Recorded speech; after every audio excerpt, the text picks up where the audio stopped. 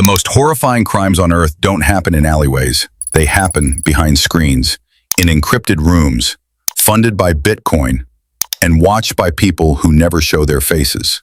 From drug empires and murder-for-hire plots to predators with global networks, today we're diving deep into the most disturbing real-life crimes committed through the dark web. Stick around, because the truth about these anonymous horrors will make you think twice before ever clicking a suspicious link again. Welcome to Crime Cipher, where we investigate what the mainstream won't. True crime stories that happen in the shadows. If you're into real cases, digital forensics, cybercrime exposés, and disturbing truths, hit that subscribe button, turn on notifications, and comment your theory below. Are red rooms real, or just a terrifying myth? Let's crack open the encrypted files. Chapter 1. What is the dark web, and why is it so dangerous? The internet you and I use every day is only a small fraction of what actually exists. Beneath this surface layer lies the deep web, a place full of private data, academic journals, medical records, and subscription content not indexed by search engines. But buried deeper still is the dark web, a hidden part of the internet that requires special software like the Tor browser to access. While the dark web was originally created for privacy and freedom of expression, it's now home to black markets, hitman services, and child exploitation rings. Transactions are made using untraceable cryptocurrencies like Bitcoin and Monero, and behind every anonymous username could be a cartel member, a predator, or a corrupt official. There are no safety nets in this world, no content filters, no account bans, just a brutal marketplace where the darkest human instincts are put up for auction, and no one truly knows who's watching from the other side of the screen. The next time you're casually browsing or shopping online, remember, there's a darker version of that experience where people aren't buying gadgets, they're buying pain. Comment below. Have you ever wondered what happens on the dark web at 3 a.m.? Chapter 2. The Marketplace of Misery, the Rise of Silk Road. In 2011, a man named Ross Ulbricht launched a website that would change the way the dark web was seen forever. It was called Silk Road, and it operated like an illegal Amazon, selling everything from LSD to heroin, all paid for with Bitcoin. Ulbricht, under the alias Dread Pirate Roberts, built a drug empire that stretched globally, pulling in hundreds of millions. His site had vendor ratings, customer service, and even refund policies, all within an ecosystem that was completely illegal. At its peak, Silk Road had over 10,000 listings and 1.2 million transactions. But while it looked like an eBay for drugs, behind the scenes, it was a battleground of federal agents, scammers, and ruthless users. Authorities claim Ulbricht even paid for multiple assassinations to protect his identity, although none were successfully carried out. In 2013, the FBI arrested him in a public library with his laptop still logged in. The message was clear. Even the kings of the dark web aren't untouchable. They just fall harder. Chapter 3. The Teacher Who Hunted Children. In one of the most disturbing real-life cases linked to the dark web, a British school teacher named Matthew Smith built a perfect public image. He volunteered in Indian orphanages, taught in Nepal, and rose to the position of deputy head teacher at an elite London school. But behind that smiling facade was a predator using the dark web to share and commission abuse. He specifically targeted undocumented orphans, children no one would notice missing. When he returned to the UK, he worked at Thomas's Battersea, the same private school where Prince George was enrolled, all while continuing his crimes in secret. When authorities finally raided his London home in 2022, he had left his laptop open, revealing dark web tabs, Telegram chats, and a horrifying network of abuse for hire. Police discovered he had paid Indian teenagers, former victims, to lure and abuse other children for him. It was exploitation turned into business, and Smith was the mastermind. Evil doesn't always look like a monster. Sometimes it looks like a school teacher, a volunteer, or a man who shakes royalty's hands. This story is a brutal reminder predators don't hide in the dark. They hide in plain sight. Chapter 4. Murder for Bitcoin, the church lady hit woman.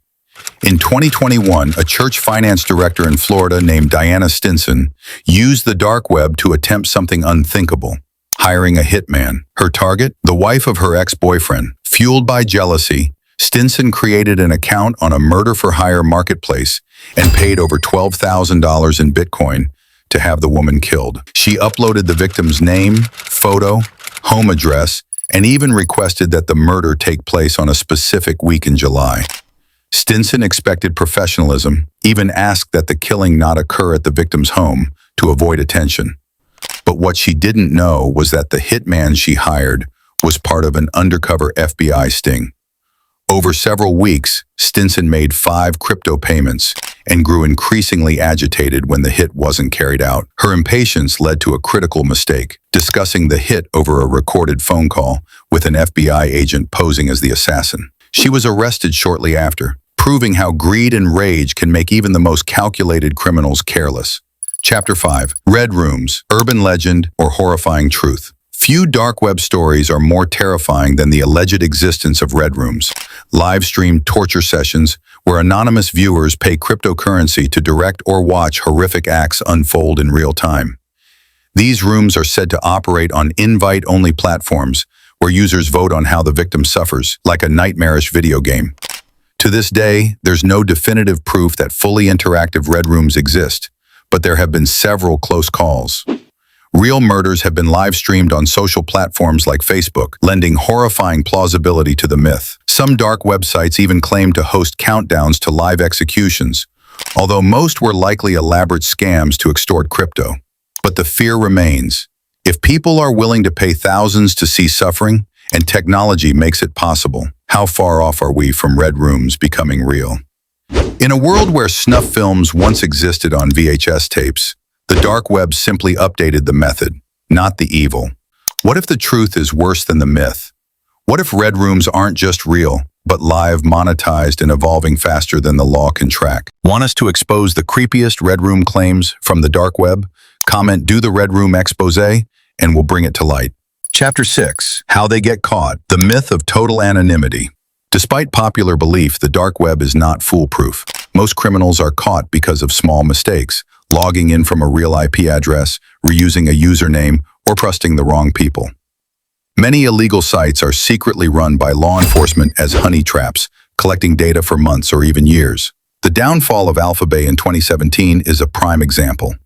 This massive marketplace was infiltrated by the FBI, who silently watched transactions for months before shutting it down.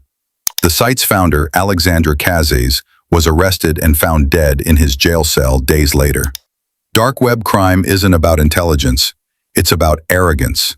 Criminals often believe they're too smart to be caught, but the very tools they use for privacy can be turned against them. Digital forensics leaves invisible trails, and somewhere, someone is always watching back. You don't need to be a genius to get caught, just slightly less paranoid than your enemy. For every click they make, there's a server logging it somewhere, and that's all it takes. Chapter 7. Operation Darknet, Global Police Strike Back. In 2019, a coordinated global takedown shook the foundations of the dark web. It was called Operation Darknet, a joint initiative between Europol, the FBI, and police agencies from over 20 countries. For months, law enforcement agents infiltrated encrypted forums, posed as buyers and sellers, and traced cryptocurrency flows across continents. The operation targeted several illegal marketplaces, including Wall Street Market and Deep.Web, both of which specialized in narcotics, counterfeit documents, malware, and firearms. Authorities used a tactic known as end-to-end undercover engagement, where they didn't just shut down the sites, they replaced them with mirrors controlled by law enforcement, allowing them to monitor every click, message, and transaction in real time.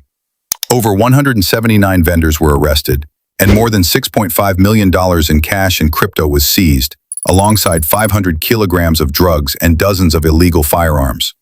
The operation revealed how widespread dark web commerce had become. Vendors were operating from middle-class homes, shipping fentanyl hidden inside candy wrappers, and laundering money through everyday apps. The bust sent a chilling message. Even in the shadows, there's nowhere safe to hide when the world's law enforcement agencies unite under one goal: exposure. The dark web is not just a tool, it's a mirror. It reflects what people do when no one's watching. It shows us how far some will go when freed from law, from society, from consequence. But no matter how deep these crimes are buried, they leave traces. Digital fingerprints in the silence. And for those who use this invisible realm to commit horror, justice is always just a few clicks behind. This has been Crime Cipher, where we expose crimes committed in silence, funded by cryptocurrency, and buried in code. If this documentary shook you, smash that like button and subscribe for weekly deep dives into the darkest real-life cases across the world. Want more? Check out our most brutal killers in history countdown or Goulburn's Supermax prison files. And let us know in the comments, should we cover the story of the dark web surgeon next? Until next time, stay safe, stay smart, and never click blindly.